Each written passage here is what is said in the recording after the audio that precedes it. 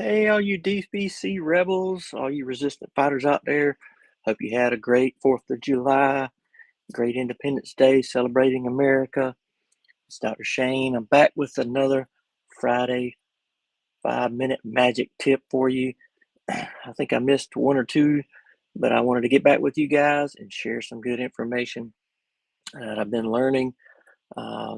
Just a lot of tips and things that I'm hearing out there in the DPC world. Today we have a little special tip that I got actually from Facebook. There was a question on Facebook that one of the DPC doctors shared. So I wanted to share with the whole DPC community, brokers, employers, anybody considering DPC and ways to improve their employer plans with direct care. And the question is, basic question is should you be an administrator for a small business plan or a general plan? Should you be an administrator to oversee that plan in your DPC clinic? Short answer to that is no. Long answer to that is hell no. You do not want to do that. So let me explain that to you just a little bit what I mean. So in this situation, the employer asked the DPC doctor if they would sort of oversee their plan. It's a small business, and they wanted to have someone else outside their business sort of administrate the plan, oversee it, watch the claims, deal with any imaging payments, specialty payments, even some of the medication payments. They wanted to have the DPC doctors sort of manage some of that stuff. So this is a lot of work and a lot of technical stuff that you would have to manage and oversee. So you're a DPC doctor, you're not an administrator, you're not a DPC broker, you're not an insurance administrator.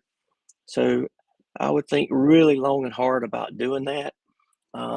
So when we do these plans, the DPC plans, we're trying to do the membership part and maybe some of the discount medications and some of the discount labs.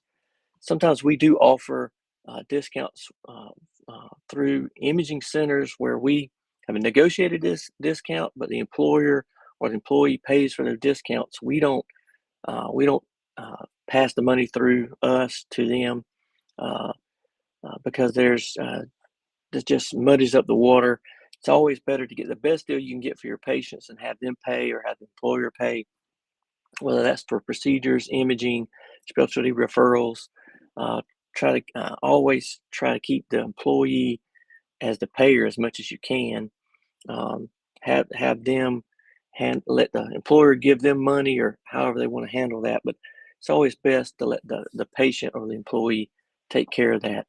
So what I would say is the other big issue on that is the more you do as an administrative type position, if you're trying to administrate the meds and the labs and the imaging and referrals to different places, if you're managing a lot of that, trying to pay for those as a pass-through for the employer, the more and more you begin to look like an insurance plan.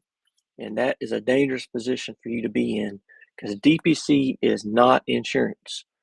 And I recommend you be a DPC doctor and not an insurance administrator. So I would be very, very careful about handling any administrative duties. It's going to take a lot of time for you to do that.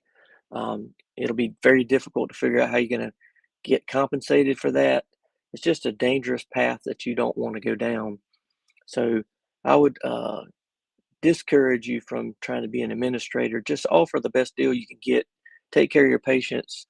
Do medications. Do discount labs. We do those in our office, and if the employer can pay for those in our office if they want, that's kind of where we stop with administrating any kind of extra benefits or plans.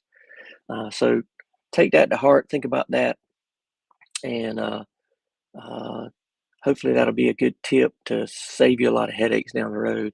One thing I wanted to mention, you guys, seems like it's far away, but it's really closer than you think. The DPC Summit, DPC Mastermind Weekend is coming up in November, the 10th through the 11th, through the DPC Alliance.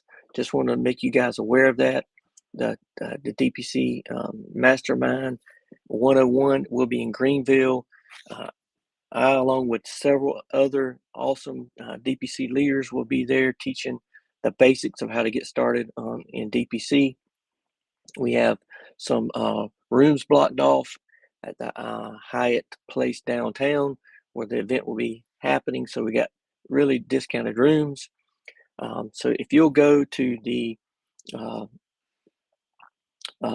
website for the DPC Alliance, I'm going to put the link down there, dpcalliance.org.